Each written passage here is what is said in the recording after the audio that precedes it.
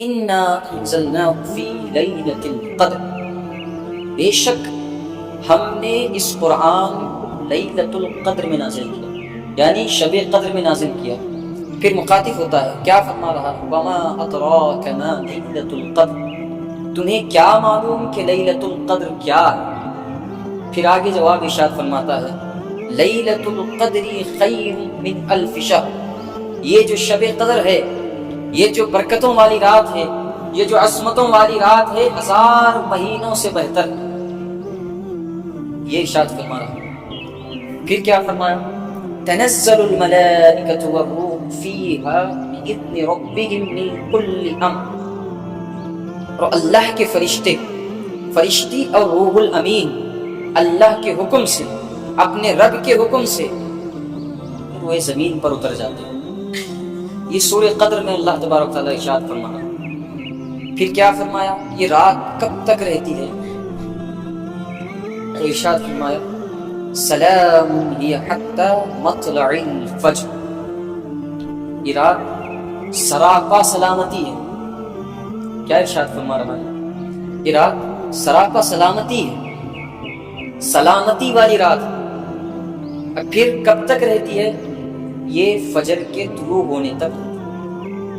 کیسے رہتی ہے؟ سلام ہی حتی مطلع الفجر، یہ فجر کے طلوع ہونے تک اپنی برکتوں کے ساتھ رہتی ہے۔ یہ ارشاد فرمایا۔ اب آئیے، اب یہ جو سورہ قدر ہے، انا انزلناہ فی لیلۃ القدر، جس میں اللہ تبارک و تعالیٰ اس رات کی عظمتوں کو بیان کر رہا ہے، اللہ تبارک و تعالیٰ اس رات کی بلندی و رفعت کو بیان کر رہا ہے، اللہ تبارک و تعالیٰ اس کی خصوصیت کو بیان فرما رہا ہے۔ اب اس سورت کا اگر ہم مطالعہ کرتے ہیں، اس سورت کو دیکھتے ہیں، تو اس کی خصوصیت یہ ملتی ہے کہ ذرہ غور فرماتے ہیں تو کیا ارشاد فرما رہا ہے؟ انا انزلنا فی لیلۃ القدر، اس صورت میں اللہ تبارک و تعالیٰ نے لفظ قدر، لیلۃ القدر 3 مرتبہ ارشاد فرمایا، 3 مرتبہ ارشاد فرمایا۔ اب لیلۃ القدر 3 مرتبہ ارشاد فرمایا، جیسے کہ انا انزلناہ فی لیلۃ القدر 1 مرتبہ، وما ادراک ما لیلۃ القدر 2 مرتبہ، لیلۃ القدر خیر من الف شہر 3 مرتبہ ارشاد فرمایا۔ تو اب یہ اس میں ایک حکمت ہے، اس میں ایک اشارہ ہے۔ وہ اشارہ کیا ہے؟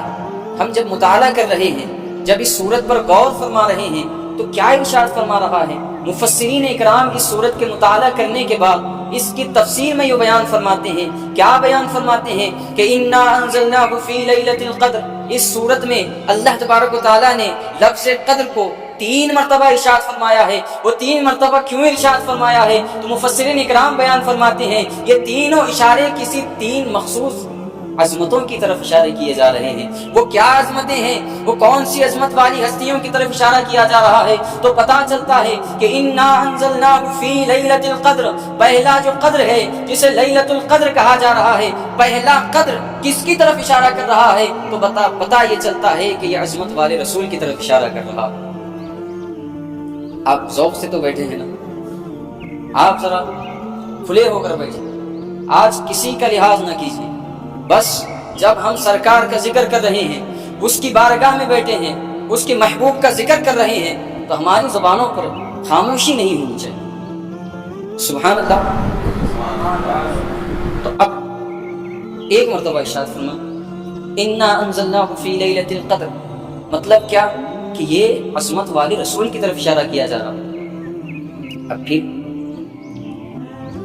دوسرا قدر کی طرف آتے ہیں، ما ادراک ما لیلۃ القدر، یہ مفسرین اکرام بیان فرما رہے ہیں۔ تو اللہ تبارک و تعالیٰ نے دوسرے قدر کو کس کی طرف اشارہ فرمایا؟ تو کہا یہ جو دوسرا قدر ہے، یہ عظمت والی کتاب کی طرف اشارہ۔ آپ سمجھ رہے ہیں کہ میں کیا عرض کر رہا ہوں؟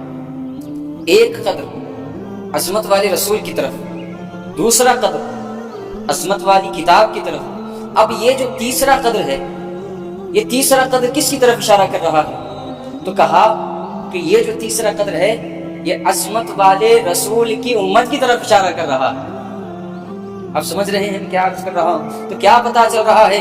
اے مفسرین اکرام، کس انداز سے تم نے بیان کیا ہے اس لیلۃ القدر کی صورت کو، جس کو اللہ تبارک و تعالی، جس رات کی شان میں اللہ تبارک و تعالی نے نزول فرمایا ہے مکمل طور پر، تو پتہ یہ چلتا ہے۔ تو مفسرین اکرام کیا فرما رہے ہیں؟ ارے آدم علیہ الصلوۃ والسلام آئے ہیں، یونس علیہ الصلوۃ والسلام آئے، ان کی امتیں آئی، ادریس علیہ الصلوۃ والسلام آئے ہیں، حضرت یعقوب علیہ الصلوۃ والسلام، ابراہیم علیہ الصلوۃ والسلام آئے ہیں، لیکن ان تمام نبیوں میں جو مقام و بلندی و مرتبہ اللہ تبارک و تعالی نے حضور کرم صلی اللہ علیہ وسلم کا عطا فرمایا ہے، یہ قدر اسی طرف اشارہ کر رہا ہے۔ آدم علیہ الصلوۃ والسلام، یوسف علیہ الصلوۃ والسلام، یونس علیہ الصلوۃ والسلام، آدم علیہ الصلوۃ والسلام سے لے کر عیسیٰ علیہ الصلوۃ والسلام تک تمام نبی آئے ہیں، لیکن محبوب تجھ جیسا قدر والا کوئی محبوب نہیں آیا ہے۔ یہ ایک طرف اشارہ ہے۔ حضرات محترم، اب ایک قدر عظمت والے رسول کی طرف، اب پھر میں دوسرے قدر کی طرف آ رہا ہوں۔ وما ادراک ما لیلۃ القدر۔ اب دوسرا قدر کیا کہا؟ عظمت والی کتاب کی طرف۔ تو کیا عرض کر رہے ہیں مفسرین اکرام، کیا بتانا چاہتے ہیں؟ تو اللہ تبارک و تعالیٰ اس قدر کی صورت میں، لیلۃ القدر میں کیا بتانا چاہ رہا ہے؟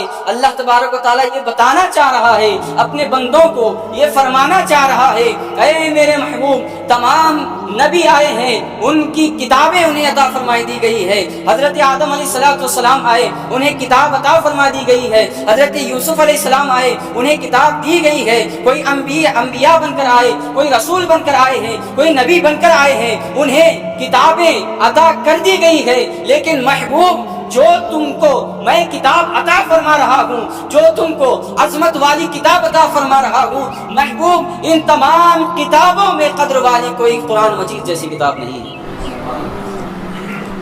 آپ کیا سمجھ رہے ہیں کہ میں کیا حضرات محترم، یہ راز رکھا ہے اللہ تبارک و تعالی۔ اب تیسرا قدر، انا انزلنا، ایک طرف تو اس لیلۃ القدر کی شان کو بیان فرما رہا ہے، دوسری طرف اپنے محبوب کی شان کو بیان فرما رہا ہے۔ حضرات محترم، اب پھر تیسرا جو قدر ہے مفسرین اکرام بیان فرماتے ہیں مطلوب کی طرف، امتیوں کی طرف۔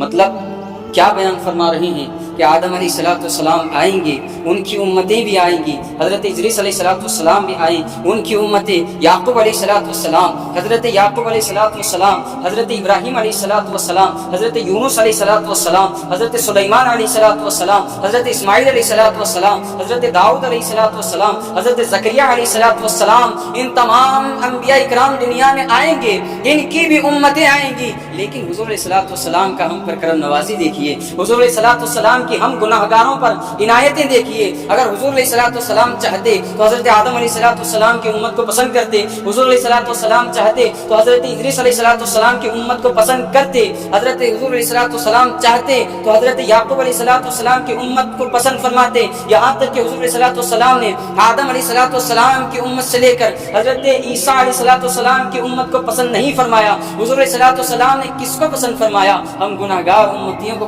پسند فرمایا۔ حضور علیہ الصلوۃ والسلام نے کس کو پسند فرمایا؟ جو آخر میں امت آنے والی ہے اس امت کو پسند فرمایا ہے۔ تو اللہ تبارک و تعالیٰ جیسے ہی آخری امت کو حضور علیہ الصلوۃ والسلام نے پسند فرمایا ہے، تو اللہ تبارک و تعالیٰ نے قابل قدر کس طرح بنا دیا۔ اے محبوب، آدم علیہ السلام آئے، ان کی امتیں آئی، یعقوب علیہ السلام آئے، ان کی امتیں آئی، عیسیٰ علیہ السلام آئے، ان کی امتیں آئی ہیں، لیکن محبوب کسی کو شرف فضیلت نہیں بخشا گیا، کسی کو شرف قدریت نہیں بخشا گیا۔ محبوب تیرے صدقے میں جب تو نے ان گناہ گار امتیوں کو جب تو نے پسند فرمایا ہے، تو اے محبوب سن لیجئے کہ ہم نے تمام امتیوں میں قابل قدر امت بنا دی ہے۔ حضرات محترم، آپ کیا سن رہے ہیں کہ میں کیا عرض کر رہا ہوں؟ جب کونین کے والی ارے ہمیں یہ شرف فضیلت بخشا گیا ہے، حضور صلی اللہ علیہ وسلم کے صدقے میں اس رات کو لیلۃ القدر کہا گیا ہے، حضور علیہ الصلوۃ والسلام کے صدقے میں ارے یہ برکتیں، یہ عنایتیں، یہ نوازشیں اللہ تبارک و تعالیٰ عطا فرما رہا ہے، تو کس کے صدقے میں؟ ارے یہ حضور علیہ الصلوۃ والسلام کے صدقے میں جب اللہ تبارک و تعالیٰ فرما رہا ہے تو ارے ہمارے انداز اعلیٰ حضرت کی بولی میں کیوں نہ بولے، یہ ناز یہ انداز ہمارے نہیں ہوتے، جھولی میں اگر ٹکڑے تمہارے نہیں ہوتے، ملتی نہ اگر بھیک حضور آپ کے در سے، اس تاک سے منگتوں کے گزارے نہیں ہوتے، اور بے دام ہی بک جائیے بازار نبی میں شان کے سودے میں خسارے نہیں ہوتے۔ یہ شان مصطفیٰ ہے حضرات۔